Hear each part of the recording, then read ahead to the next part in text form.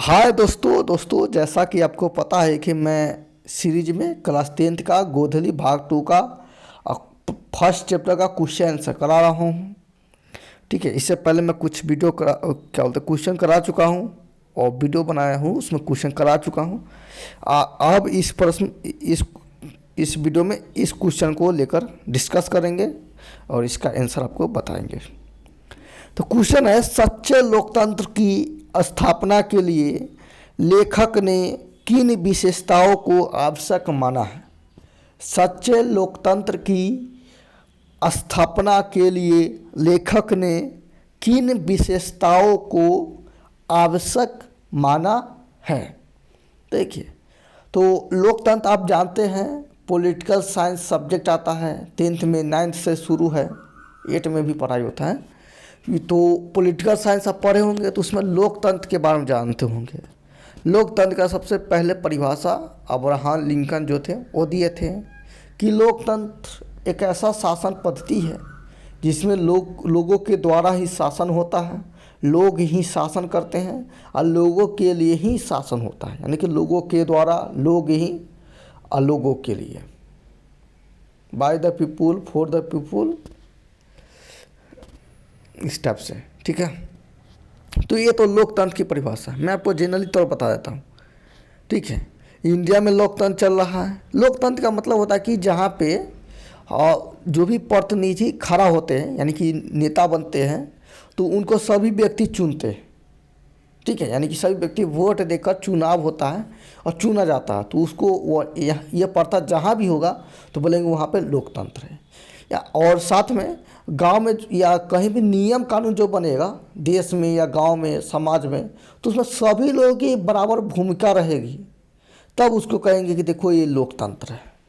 ठीक है, अब इसको छोटा लेवल पे आपको समझा देते हैं क्योंकि क्वेश्चन समझाना जरूरी है और ये आपको एक्स्ट्रा नहीं बता रहे हैं, ये आप भी सुन लीजिएगा। तो क्लास 10th में है तो दूसरा कोई सब्जेक्ट आपको काम पड़ जाएगा पॉलिटिकल साइंस में भी। ठीक है, और यहाँ भी समझ जाएगा तो इसका आंसर आसानी से आप समझ के लिख सकते हैं। देखिए, लोकतंत्र को फैमिली तौर पर मानिए कि जैसे मान लीजिए आपका फैमिली है, परिवार है, तो परिवार में बहुत सारे सदस्य होगा, लेकिन उसमें कोई एक ही प्रतिनिधि होगा, यानी कि एक ही का बात सब चलता होगा।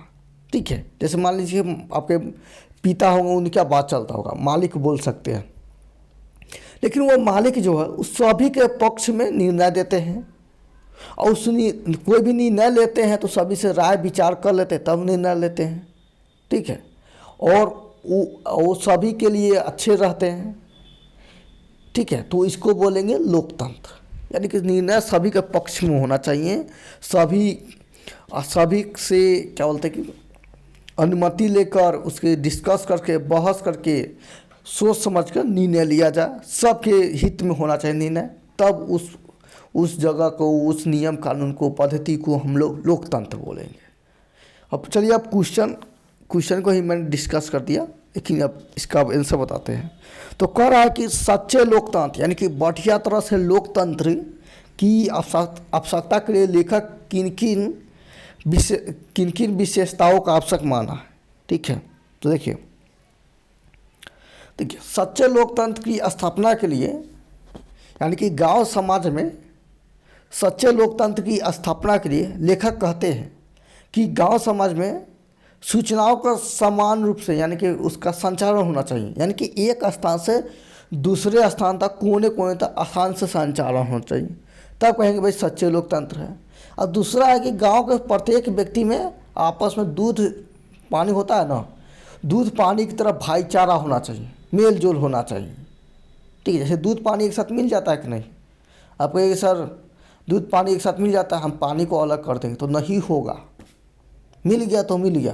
तो ऐसे गांव समाज में दूध पानी की तरह से लोगों को भाईचारा बनाकर, यानी कि लोगों से मिलजुल कर रहना होगा। अब गांव में कोई भी नियम बने तो सभी के पक्ष में रहना चाहिए, कोई भी निर्णय या कोई भी समुदाय बने या कोई संस्था बने, जैसे स्कूल, हॉस्पिटल, मंदिर, इस टाइप से, तो सभी के हितों में बने। ठीक है, या कोई भी योजना लागू हो रहा है तो सभी को हितों को देखकर लागू किया जा रहा है, तब कहेंगे कि इस गांव में सच्चे लोकतंत्र है और ये गांव आदर्श गांव है। ठीक है, तो लेखक इन विशेषताओं की बात करते हैं। कि ये चीज़ होगा, गांव में ये चीज़ होगा, ये सब तर्क होगा, इस टाइप से होगा, तब कहेंगे कि ये गांव है, इसमें सच्चे लोकतंत्र की स्थापना हो गया। ठीक है, अब इसी को पढ़ते हैं, लिखा होगा तो पढ़ते हैं। क्या लिखा है? सच्चे लोकतंत्र की स्थापना के लिए लेखक ने प्रमुख विशेषताओं को आवश्यक माना। ये डायलॉग होता है, लिखना पड़ता है। तो सच्चे लोकतंत्र की स्थापना के लिए लेखक ने प्रमुख विशेषताओं को आवश्यक माना है। पहला कि बहुविध हितों में सबका भाग समान है होना चाहिए। ये थोड़ा लो स्टूडेंट जो बोलते हैं ना, वो लिखा है, इसका मिस्टेक ज़्यादा है। फिर कोई बात नहीं, हम है ना, हमें तो टेंशन काहे के लेते हैं। चलिए, हम प्रॉपर नोट्स तैयार करेंगे। ठीक है, यानी कि आपको बता दें कि भारतीय वन का जो बुक होता है बायोलॉजी का, उसका मैंने सारा क्वेश्चन का मैंने नोट्स बना दिया हूँ। अति लघुत्तरीय, लघुत्तरीय, दीर्घोत्तरीय, बायोलॉजी का सभी चैप्टर का।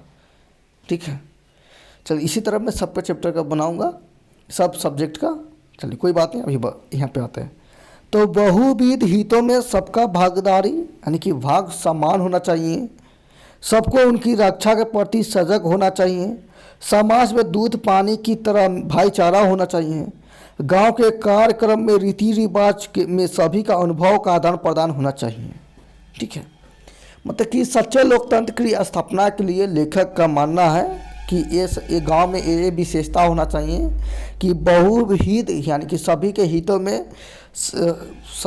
हितों में कोई कार्य योजना होना चाहिए। सभी को उस योजना का प्रति नियम कानून की रक्षा के प्रति सजग रहना चाहिए। और समाज में दूध पानी की तरह भाईचारा जैसा मिलन होना चाहिए, आपस में एकजुटता होना चाहिए। और गांव के जो रीति रिवाज है उसमें सभी का अनुभव मिला होना चाहिए। यानी कि गांव में कोई भी रीति रिवाज या प्रक्रिया हो रहा है या विधि या प्रथा चल रहा है तो उसमें सभी लोगों का अनुभव मिलना होना चाहिए। अब ऐसा नहीं कि एगो व्यक्ति कहेगा नहीं हमारा ही नियम चलेगा, ऐसा प्रथा चलेगा ही चलेगा, तो ये गलत हो जाएगा। तब नहीं कह सकते इस गांव में सच्चे लोकतंत्र है। तो क्या कहेंगे? तब कह सकते हैं भाई राजशाही है, तानाशाही है, दूसरा कोई कह सकते हैं। ठीक है, यानी कि कोई भी नियम कानून या प्रथा बन रहा है तो उसमें सभी लोगों का अनुभव उसमें होना चाहिए, अनुभव। ठीक है, यानी कि अनुभव को देख कर उस पर निर्णय करके निकाला जाना चाहिए कोई नियम कानून। ठीक है, तो चलिए इस वीडियो में इतना ही। आगे मैं कराऊंगा। ठीक है।